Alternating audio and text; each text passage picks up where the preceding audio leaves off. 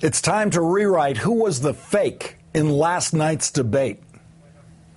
Congressman Paul, you've questioned the fiscal conservative credentials of all these gentlemen, but particularly this week, Senator Santorum. You have a new television ad that labels him a fake. Why? Because he's a fake. Unreal, Ron. Unreal. Congratulations. Unreal. Thank you. That was fake Libertarian Ron Paul accusing Rick Santorum of being a fake. Now, we all know Ron Paul supporters love him, just love him. And I don't have to tell you, love is blind. It is also deaf, especially when Ron Paul is talking. When Ron Paul talks about legalizing drugs, the beneficiaries of that idea get so high on Ron Paul love that they don't hear anything else he says. When Ron Paul offends most of the people in his Republican debate audiences with his consistent, principled, defiant stance against American war making, anti-war voters like me are thrilled. And when Ron Paul says he wants to cut the size of government more than any other Republican candidate, the anti-tax and anti-government spending crowd loves him. And all of those points are consistent with the libertarian philosophy of governing. But when Ron Paul talks about his unyielding opposition to a woman's right to choose, when Ron Paul says the government should prevent all abortions, the standard Republican Party line, the libertarian lovers of Ron Paul simply do not hear him. They don't seem to notice that fake libertarian Ron Paul takes the most anti-libertarian position on women's reproductive rights. The fake libertarian does not dare say a word that violates the Republican Party line on abortion. Not one word.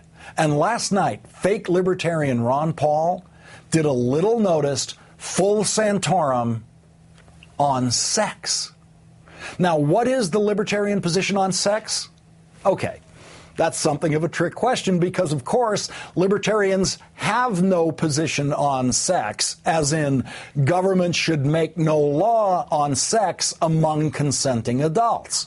All of the libertarians that I know, like Penn Jillette, are how should I put this? Well, let's just say they are extremely sex positive. I mean, anything goes with them. Everything goes. Well, you know, I think I've probably gone as far as I can on a family show in describing libertarians' attitudes towards sex. True libertarians. But fake libertarian Ron Paul? That dude is every bit as anti-sex as the sex-obsessed, sex-hater Rick Santorum. As an OB doctor, I've dealt with birth control pills and contraception for a long time. Now, when he said that, I got ready for another great Ron Paul moment. Here comes Ron. He's going to take these nuts to school about contraception. Finally. You know he's going to cut through all that Republican bull. You know he's going to. And then Ron Paul said this.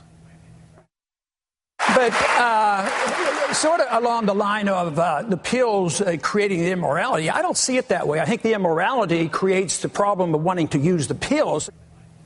I think the immorality creates the problem of wanting to use the pills? Sex creates the problem of wanting to use the pills. Ron Paul just equated sex with immorality. He just said that wanting to have sexual intercourse without having a baby is immoral. Listen to his words again. Quote, I think the immorality creates the problem of wanting to use the pills. So if you're an anti-war Ron Paul supporter or a legalized drugs Ron Paul supporter and you had sex last night after the debate and used birth control pills, your candidate for president thinks you engaged in immorality. That's his word for what you did. Immorality. It's the morality of society that we have to deal with. The pill is there and, you know, it contributes maybe, but the pills can't be blamed for the immorality of our society. Okay, so Ron Paul is not really a Republican. And he's definitely not a libertarian. So why does he pretend to be a libertarian? Because he's a fake. Because he's a fake. Because he's a fake.